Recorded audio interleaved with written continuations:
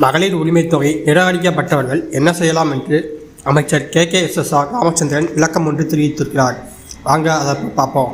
கலைஞர் மகளிர் உரிமைத் தொகை திட்டம் விரிவாக்கத்தை வெள்ளிக்கிழமை அன்று மாலை சென்னை நேரு விளையாட்டு அரங்கத்தில் தமிழ்நாடு முதலமைச்சர் ஸ்டாலின் தொடங்கி வைத்தார். அதனைத் தொடர்ந்து விருதுநகர் அரசு மருத்துவக் கல்லூரி கலையரங்கத்தில் நிதி சுற்றுச்சூழல் மற்றும் காலநிலை மாற்றத்துறை அமைச்சர் தங்கம் தென்னரசு, வருவாய் மற்றும் பேரிடர் மேலாண்மைத்துறை அமைச்சர் KKSSR ராமச்சந்திரன் ஆகியோர் 38,263 பயனாளிகளுக்கு கலைஞர் மகளிர் உரிமைத் தொகை திட்டத்தினை வழங்கியுள்ளனர்.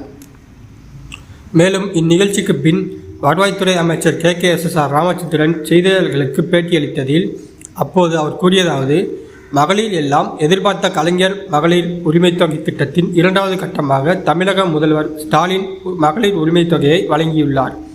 தமிழ்நாடு முழுவதும் சுமார் 17 லட்சம் பேருக்கு வழங்கப்பட்டுள்ளது. விருதுநகர் மாவட்டத்தில் முதல் கட்டமாக 1,11,637 பேருக்கு மகளிர் உரிமைத் தொகை வழங்கப்பட்டுள்ளது.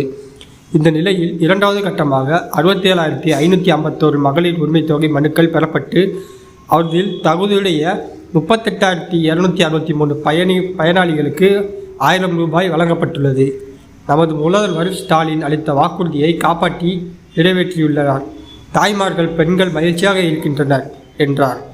மகளிர் உரிமைத் தொகை பெறுவதற்கான தகுதிகள் தளர்த்தப்பட்டிருந்த போதிலும் 27,000 பேருக்கு நிராகரிக்கப்பட்டுள்ளது ஏன் என்ற கேள்விக்கு அவர்கள் வருமான வரி கணக்கு செலுத்த தாக்கப்பட்டவர்களாக இருக்கலாம். தகுதியுடையவர்களுக்கு மகளிர் உரிமைத் தொகை திட்டம் வழங்கப்படுகிறது. இதில் முதல் கட்டத்தில் மகளிர் உரிமைத் தொகை வழங்கப்பட்டவர்களுக்கு இருந்த தகுதிகள் தளர்த்தப்பட்டு அதன் அடிப்படையில் இரண்டாவது கட்டம் மகளிர் உரிமைத் தொகை திட்டம் வழங்கியிருக்கிறோம். வசதி படைத்தவர்கள் நீக்கப்பட்டு வறுமை கோட்டுக்கு கீழ் உள்ளவர்களுக்கு தகுதியானவர்களுக்கு நிறைவாக வழங்கியுள்ளோம். கிடைக்காதவர்கள் விண்ணப்பிக்கலாமா என்ற கேள்விக்கு இது குறித்து முதல்வர் முடிவு எடுப்பார் என்றார். நிராகரிக்கப்பட்டவர்கள் குறித்த கேள்விக்கு RDOவிடம் மேல்முறையீட்டு செய்யலாம். அதன் பின் உரிய நடவடிக்கை எடுக்கப்படும். அது குறித்த விளக்கங்கள் அவர்கள் எங்களுக்கு தெரிவிப்பார்கள். எங்களை பொறுத்தளவில் பொதுமக்கள் சொல்லக்கூடிய குறைகளை கனிவோடு கேட்கக்கூடிய இடத்தில் இருக்கிறோம். குறைகளை நிவர்த்தி செய்வதற்கு என்ன வழியோ அதனை செய்கிறோம் என்று அவர் கூறினார்.